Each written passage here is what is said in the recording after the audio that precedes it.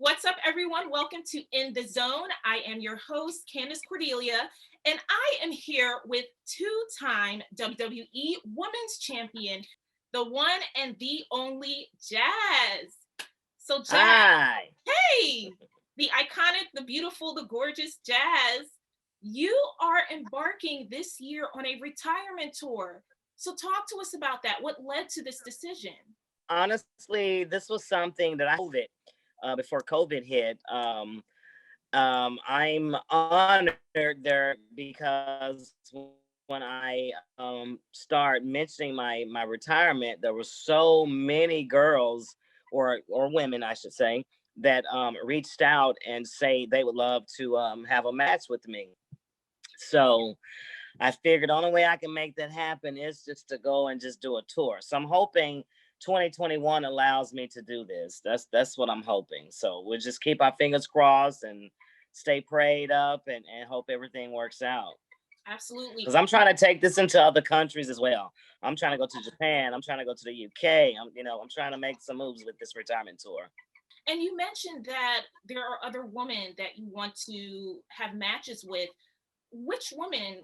Can you give us some examples, some names? Well, it's not so much that I want to have matches. It's I have girls that have contacted me Hmm.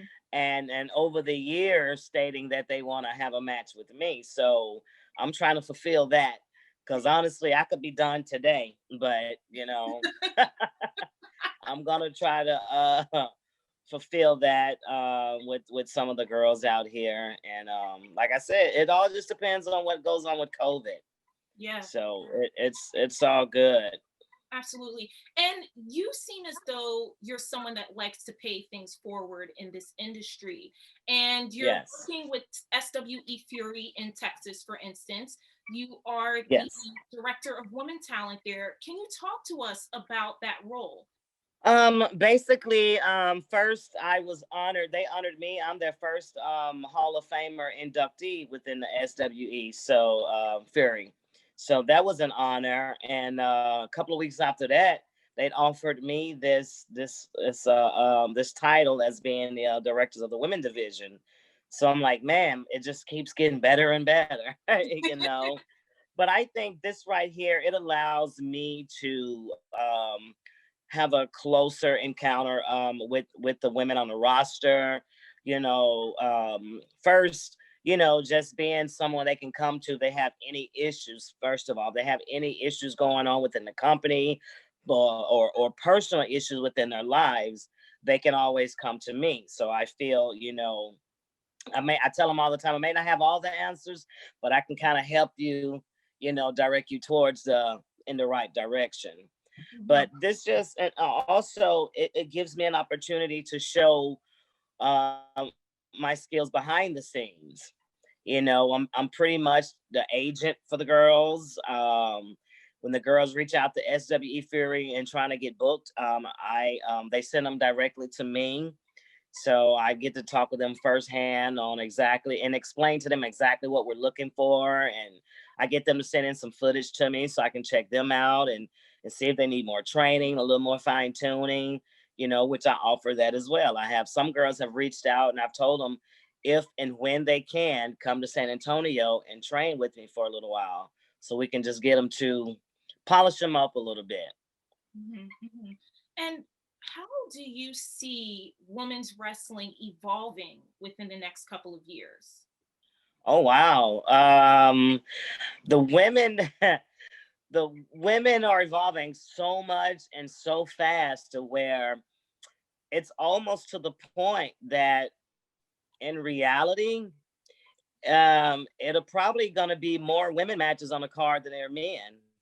Like the women matches, the ratings, you go to Title Match, you go to YouTube, you go to a lot of streaming channels, and the women matches got way more views than most of the men matches. Mhm. So that right there says a lot.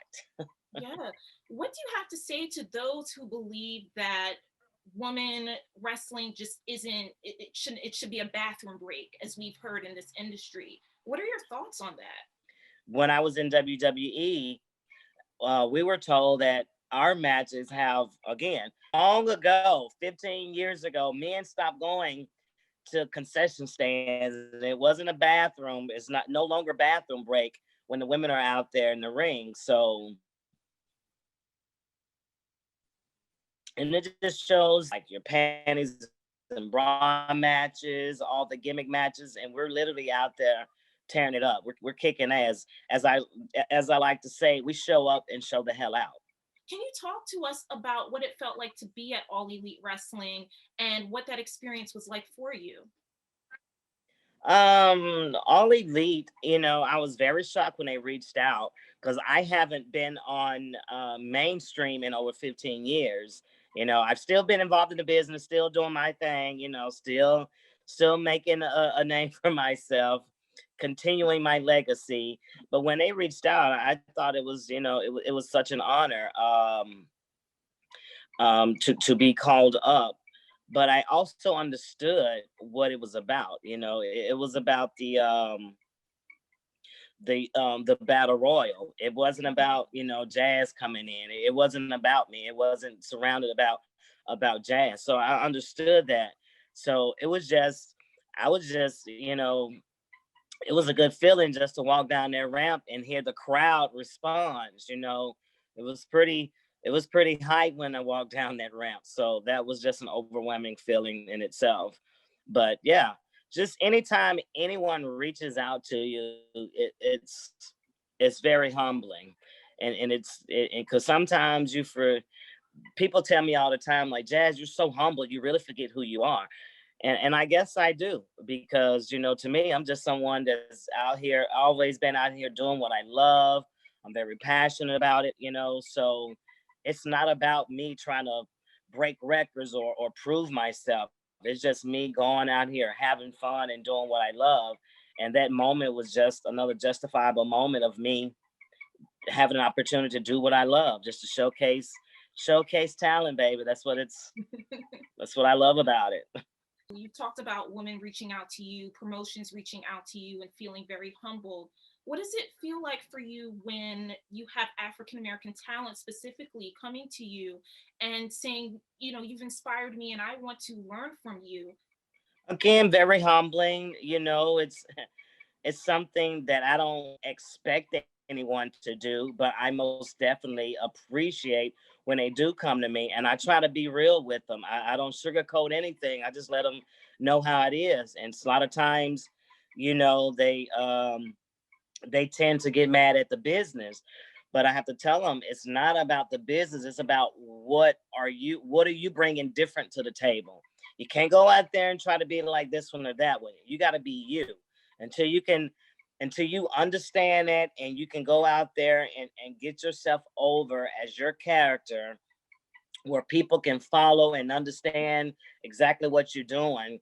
Then it's basically nothing you can do. You have to understand who you are as a character before anyone else can understand who you are, who you're trying to portray. But I just tell people, just keep it real. Don't try to fake the funk. Just be real. I've never tried to emulate anybody. I've always tried to just go out there and be me. I try to take things that no one else is doing and make it into mine. I never try to go out there and mimic anybody. How can a wrestler keep who they are as a person, but also get themselves over? The crowd has to be able to relate to who you are and what you're doing. It's just like a movie. I tell everybody, it's like a movie. You have your villains and you have your heroes. So in wrestling, we have our faces and we have our heels. So baby faces or the our heroes in the movies, they have to realize that it takes a lot of time. It takes sympathy for you to, let's take for instance like the Rocky movies. Everybody loves Rocky, but it was like when he starts to get beat down and he getting knocked out and he's got the busted nose and the black eyes, you start to feel it, so you start pulling for him. You can't wait to the rematch, and it's the same with wrestling. It's the same exact way. So you just got to go out there and be able to relate what a crowd can relate to you, either your face or heel. You got to be relatable. What do you think is missing in wrestling today? Selling. And that's the thing, everybody wants to be a badass, Nobody wants to sell. Now you got to do 5 DDT, So it's just they've taken a lot of these deadly moves and turn them into just like a chop. It's just getting pops. It's all about getting pops now. And I think once wrestling come back to storytelling, it's gonna the fans and I think a lot of fans will be able to relate again. But right now it's all about just pops and all the dives. I'm not downing that. I've never done it. Of course, I never ever will. But I mean, how many dives can you have on one show? It's just a little bit too much. So I think if the fans can go back to where they can follow the story in the match. You're telling the story in the ring, and once the fans can follow that, I believe wrestling. I mean, it's apple and oranges. Honestly, it really is. You gotta be able to sell. It's all about selling and getting babyface, getting that sympathy. How do you teach students how to sell? How do you teach them how to sell? Yeah. I work with my students on selling all the time. Let me see how I can put that in words, because it's pretty much I have to kind of demonstrate on selling. But it's hard for me to put it in exact words. But it's about just that emotion. That let me think of the correct words I want to use here. But it's let me see, how can I say this? Well, technically, it's just about people getting emotionally. They're understanding what's going on. Say, for instance, if someone's beating on a leg or a neck, after a while, you start to feel sympathy. Like, oh shit, they keep banging on their neck. She may be paralyzed or he may be paralyzed. So it's got to make the people understand and believe and follow the story you're trying to tell. But again, it's hard for me to put selling in words. But yeah, you got to be able to sell. Yeah. So let's go to the storytelling for a bit. Now, you did mention storytelling, and once this is implemented more, then there will be a kind of day versus night transition in wrestling in the industry. So, what will it take to get to better storytelling in wrestling, in your opinion? For the men and the ladies to understand what is professional wrestling, what drew them to professional wrestling. I always go back and I like to watch the guys who used to sell out arenas. It's like I like to watch them and watch the matches they had. I study their film. It's like just you learning from the best. If you want to be a quarterback, you're not going to go and watch a quarterback from the Pee Wee League, are you? You're going to go watch one of the greatest quarterbacks of all time. And that's what I did. And that's what I try to encourage anybody I come across of. Go watch some of the greatest of all time. That's what made wrestling wrestling. Not the shit that we're doing today. Yes, it helps. It's entertaining, but you still got to add, you got to have some of the old school with the new school. I'm not against new school at all. I love it. But, you got to put a little old school with that too. When you started your journey going from, your hometown to the WWE, to ECW, WWF, who did you look up to, Jazz? Most definitely Jacqueline was one of the top on the list. I love, Medusa's, the Wendy Richters, oh wow. It was Moolah, I idolized those ladies, but I really, really put my main focus on watching the men. I don't know why, but I always, and I think that's why my style was a little bit rugged. I didn't go in there to try to be a little cute, prissy woman. I went in there to be an ass kick. I wanted to, be a wrestler.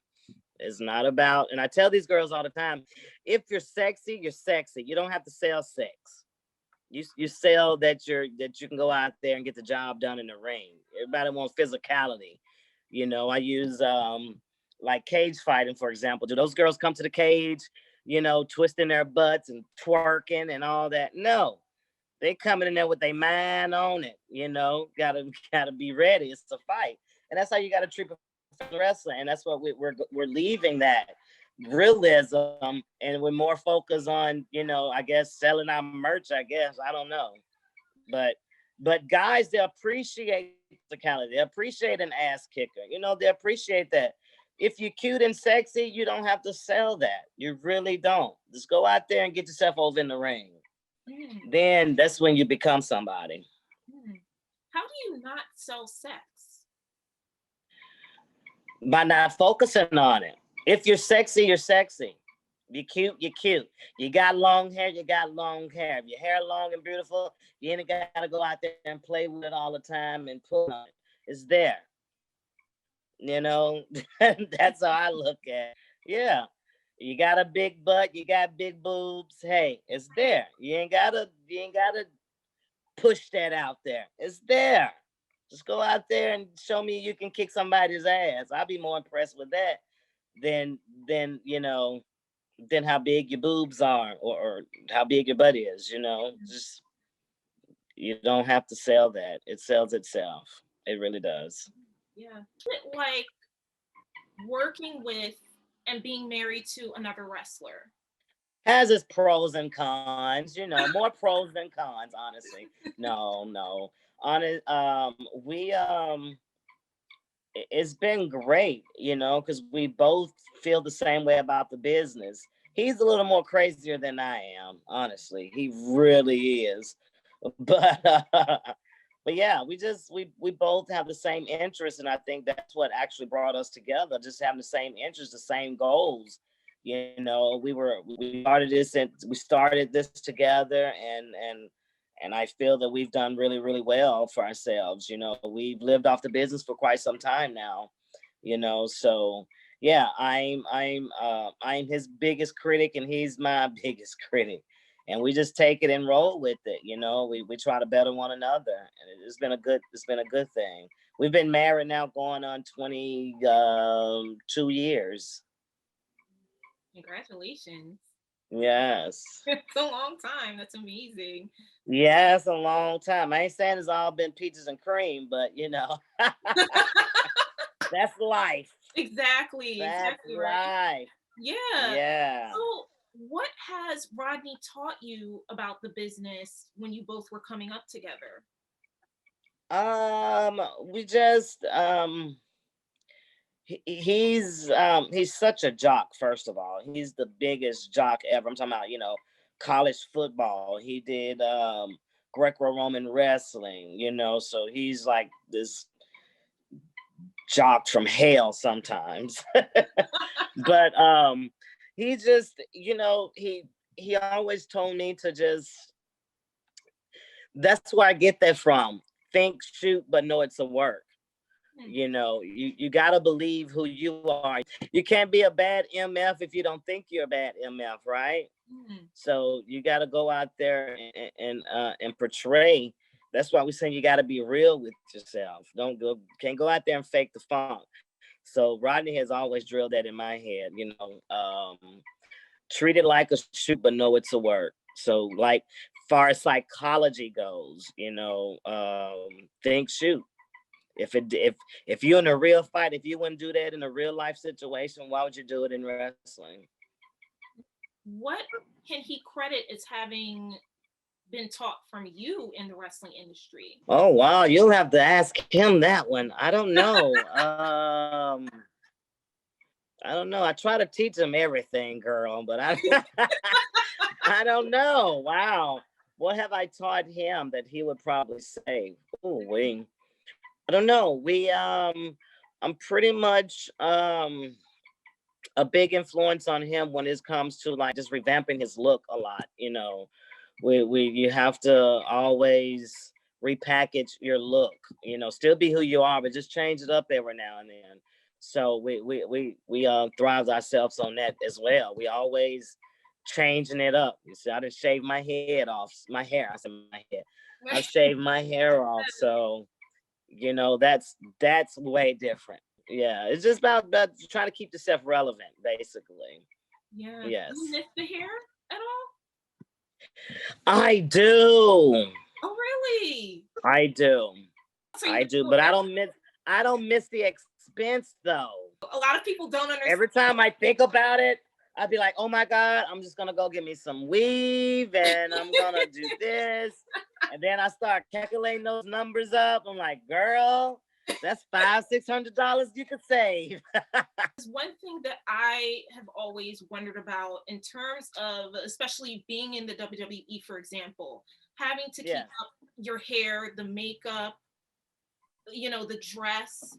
How important was that on a daily basis to have that maintenance?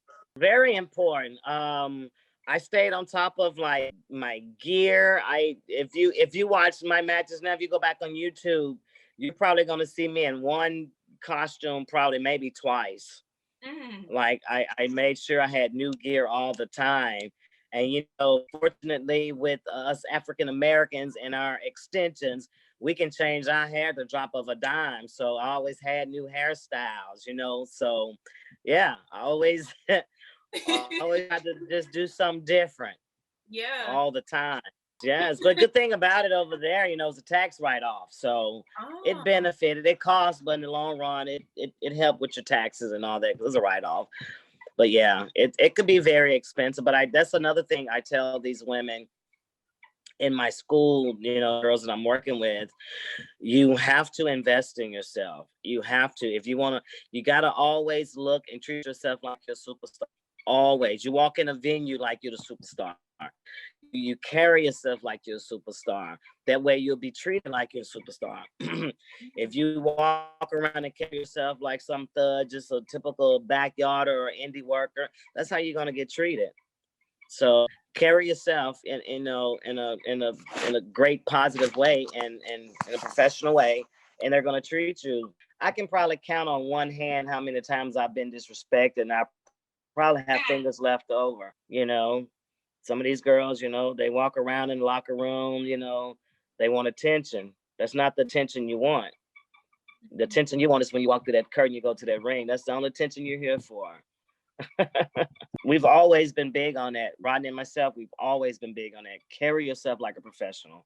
Look like a superstar, In your head, you are. The fans think you are. You are a superstar to the fans. They come there, they pay their hard-earned money to come see you. It's not about you pleasing the locker room. You got to go out there and please those people that paid to see you. As we're still talking about women in wrestling, to your daughters, your twin daughters. Yeah. And I would love to know, do they have dreams of being wrestlers themselves? Girl, yes. I have one now. She's training. Yes. Wow. She's over there every day. She's on the Thunder Rosa's wings right now. Yes. And how old is she? 12. They're 12. What's the difference in training a wrestler who's that young, who's say 8, 9, or 15 versus if they're starting at 18, 19, 20? Well, for certain right now, like my baby, she's not taking any major bumps right now, but she can take a bump on her own. And we're just teaching her the basics, she's learning reversals. She's learning how to chain wrestle, so by the time she's 15, 16, she should be, she should be ready. The legacy. Too bad it's not like the NBA. She'll get first pick draft. Did you ever detract them from getting into wrestling when they first? I tried to prevent that, but my husband said I was being hypocritical. Like, how could you tell them not to do this, and this is what they see you doing? Like, you've been a hypocrite. So I was like, I had to think about it. I was like, maybe you're right. So, but they love it. They come to shows with us, and I just want them to love it for what it is. I don't want them to fall in love with it just because of, like they see the attention we get. How kids are. That's they see that and they're like, oh well, yeah, I want I want that type of attention, or I want people asking me for my autograph. and I just didn't want that to be the picture that they saw to make them actually want to wrestle. And would you encourage them Yeah. to go to college? Uh, Yes, uh, most definitely. Yeah. And that's my whole thing. I want them to have an education. Use this as something, you can have to fall back on, or I don't even want wrestling to be first for them. I really want school to be first. Um, yeah, go get you to become a veterinarian or something. If you still want to wrestle when you become a veterinarian, then by all means go for it.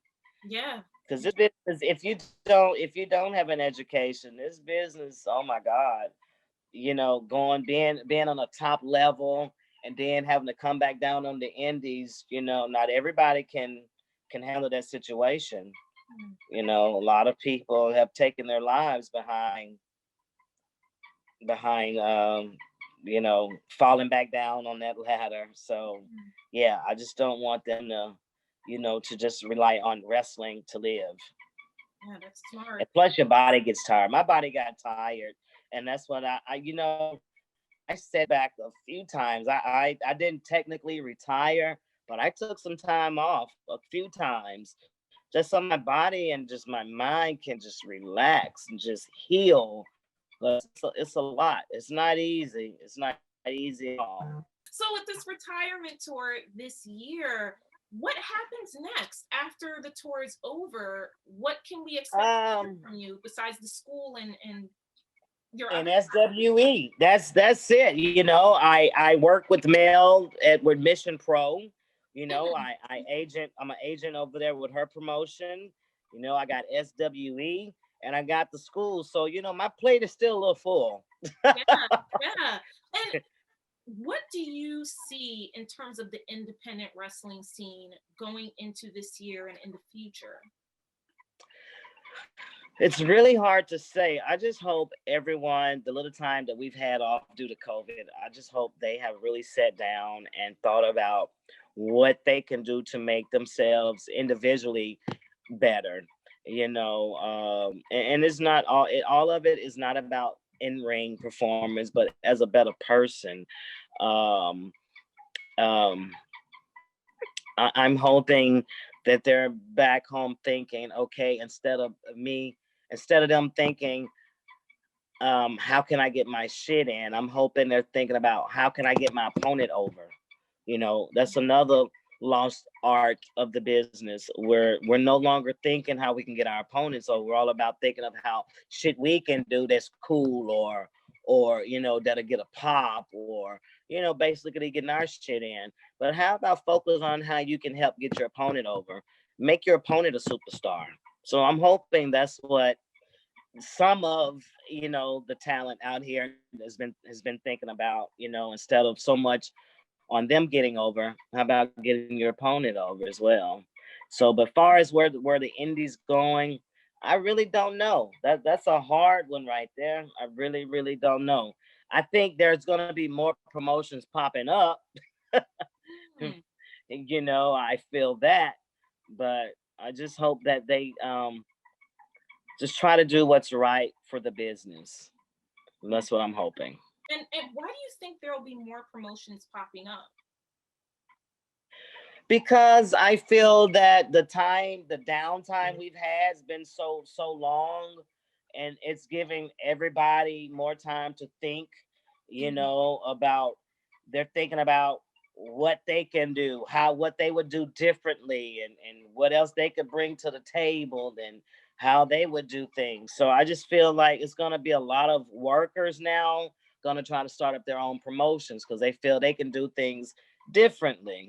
The ones who never got a push, the ones who feel they've been overlooked, these are the ones that's gonna pop up and try to do their own promotion, but not realizing it's a lot of work. It's not about just setting the ring up and having a show. It's more Yeah. to it than just that. So, but whatever they do within the business, I just hope they try to do what's right for the business and better the business. Just please help us just keep bettering the business. Let's bring it back. Mm, mm. you mentioned multiple times about the high spots and this being such a central part, it seems, of shows, instead of a wrestler getting their opponent over or vice versa. Why do you think doing all these high dives and high spots got so popular within the past 5 years or so? Monkey see, monkey do. They did.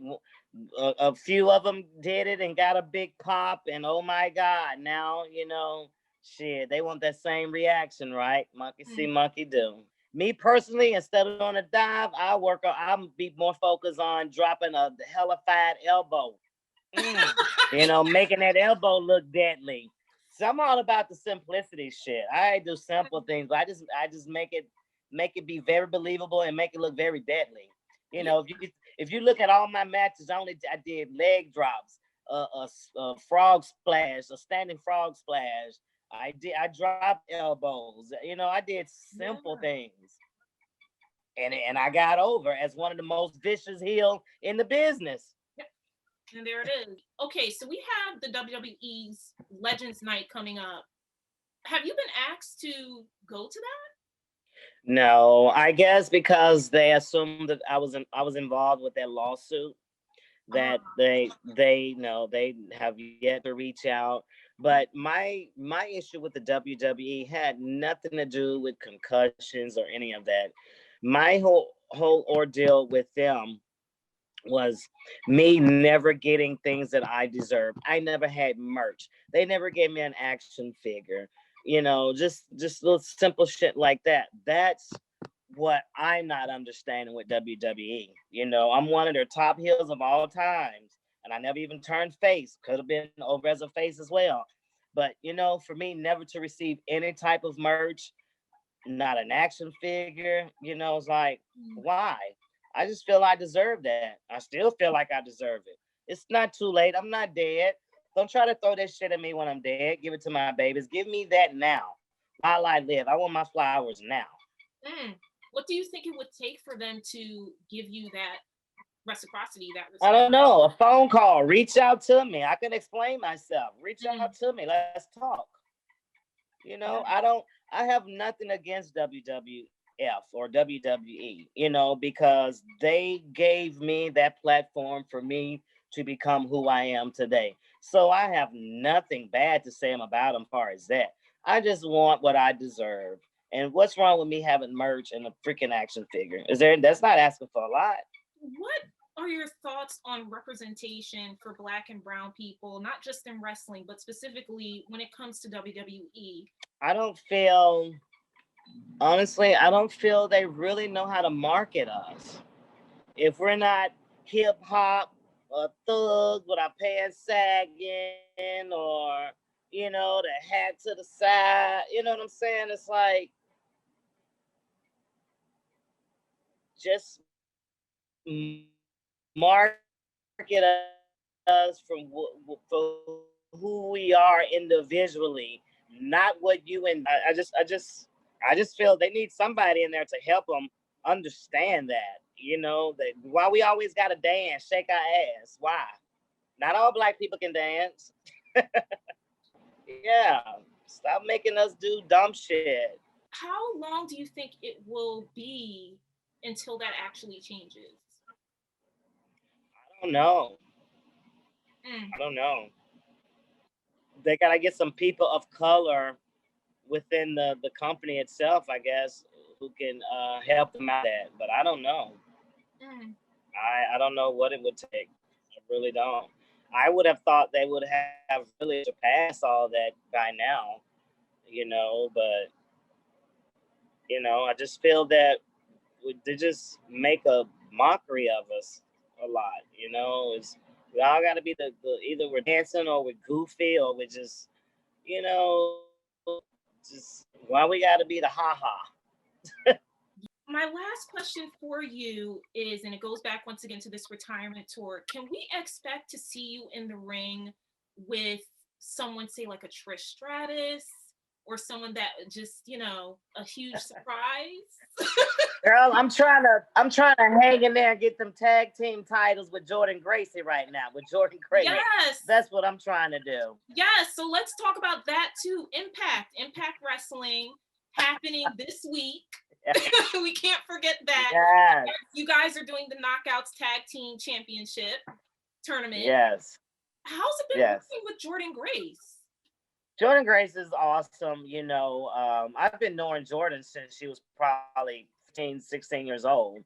So I've been knowing her for a while now. But just to see her, her growth has been wonderful. And now for me to be in Impact and as her tag team partner, it's like I'm having a blast with it, and I hope she's having a blast working with me as much as I'm having a blast working with her. But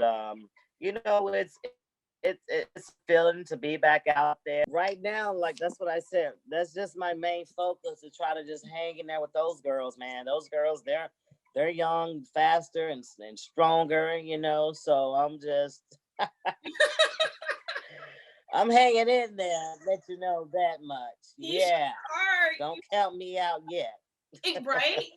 And Impact Wrestling, I mean, it's such a storied history with that promotion. How's it been working with them overall, particularly within this pandemic? Awesome. Dreamer reached out to me. I've been working with Dreamer since the ECW days. So he was like, he took care of me in ECW.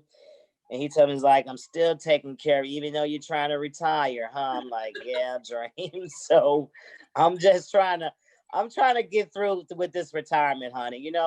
I'm not looking for any titles. I'm not looking for any of that. I'm just trying to get through in this retirement, hope my body holds out, so I can fulfill these dates that I have. And that's basically it. I'm just trying to hang in there until I'm completely done for the end of 2021. I'm just trying to hang. Yeah. That's it. I hear that. And what are the dates for this retirement tour? When does it actually kick off this year? Wow. Well, my calendar's in, but I've had quite a few promotions hitting me up here in the last week. So I know I just went to Indianapolis a couple of weeks ago. That was actually the kickoff. Wow. Yeah, I have to look at my calendar and get the dates and the name of the promotions and all that, because I can't think of the top of my head right now. But yeah, but you'll see me posting about it. I'll be posting and trying to promote it and still get it out there. That I need more dates. I need these months filled. I want to go somewhere every month. I don't care if it's just one booking a month. I don't want to be on the road every weekend. I really don't. I do not. So if it's just one book in a month, I'm good with that. I love it.